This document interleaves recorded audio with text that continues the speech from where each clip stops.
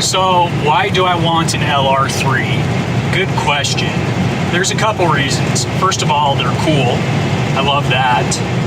They're unique. There aren't a whole lot of them around here. And it's just a cool rig. You know, it's got serious off-roading chops just out of the box.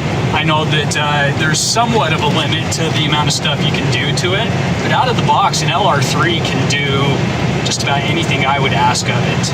But the real reasons why I want an LR3, well, there's several. I subscribe to the two-car theory. By the two-car theory, what I mean is you should have two cars. I have a projects car that I drive all in the summer. It's a BMW 335i. Bought it cheap, been doing the routine maintenance and scheduled repair stuff, and it's got a tune and stuff, and it's really reliable now. It's a great car. I love it. Rear-wheel drive, not so great in the winter that we have here in Idaho. My second car is a 1995 Ford F-150, which I am driving right now. And I promise I'm not holding the phone, by the way. I have it set up on a stand. Anyways, F-150 is great.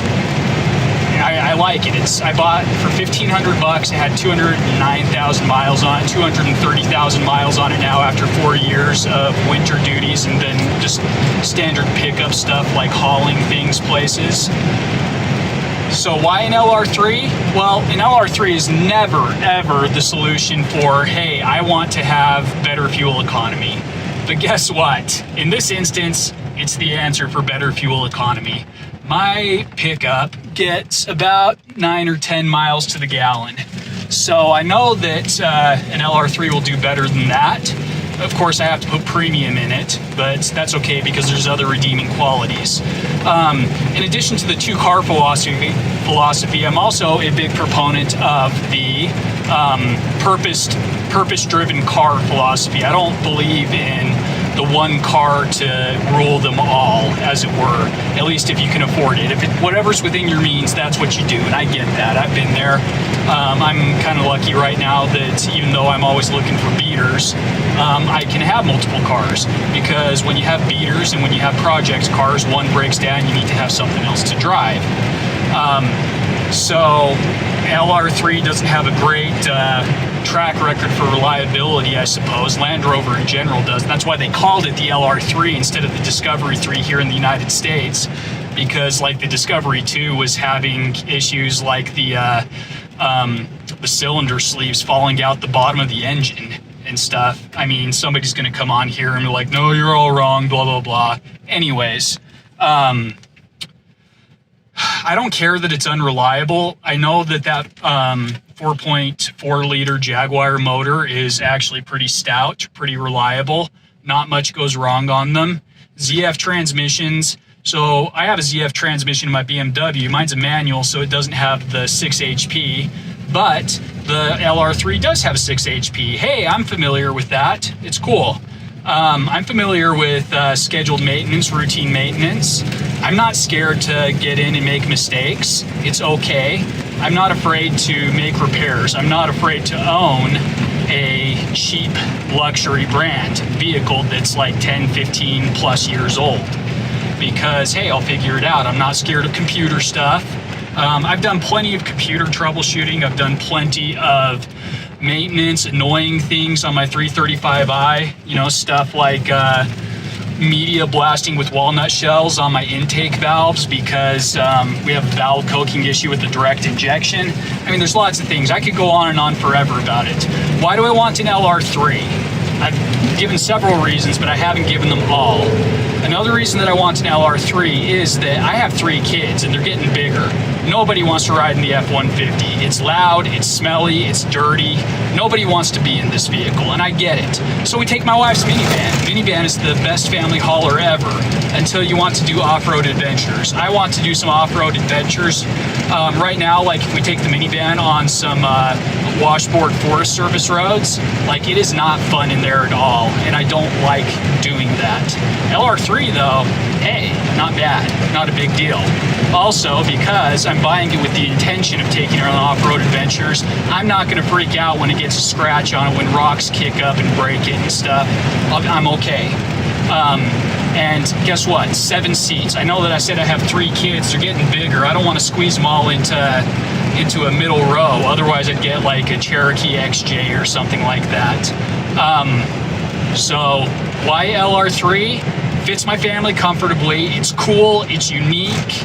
It's going to be reliable by the time I'm done with it. And I just like them. Sometimes that's all the reason you need. I like it.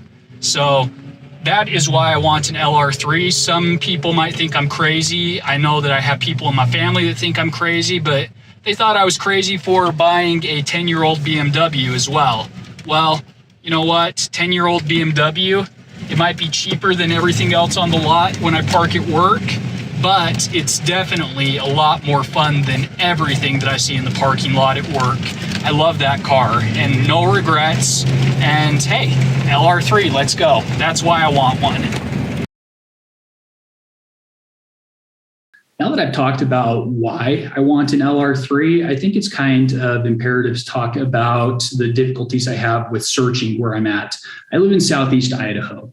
And in Southeast Idaho, people tend to be not cheap, but they tend to favor more maintenance-free vehicles than what a Land Rover's reputation affords. So, I mean, Land Rovers are kind of, they're rare just about anywhere you go in the United States, but the larger population centers you have, the more likely you are to find them just by sheer numbers, law of averages. But anyways, I really don't ever find them local to me. Like seriously, like I said, I live in Southeast Idaho. If I want to find one, I'm probably going to be finding it down in like the Salt Lake City area in Utah, or maybe the Boise area. Like there's a couple others that I see, like there's a couple really nice ones in the Sun Valley area that pop up from time to time that I've seen in the classifieds. They're super nice. And I'm talking like LR3s and stuff, but they're well taken care of. There's a couple people up there that, and I don't know if they're part of the greater Land Rover community online and stuff like that, but it's just, they take good care of their vehicles and they definitely modify them and build them up so that they are super nice and super capable. Anyways, so speaking of the difficulties, like I knew that if I want to do this on budget, and I do, because that's kind of how I roll, I'm not made of money. I'm going to have to expand my search a little bit. So I actually did end up finding one, and I am going to go check it out. It is down in the Salt Lake City area. I'll post the listing up on the screen so that you can see what I'm looking at. So I'm going to go check it out, and hopefully I'll remember to take video as I'm doing kind of the walk around and everything. I might forget because I'll be excited and all that, but I'll let you all know, if I come home with it, and if not, the search continues.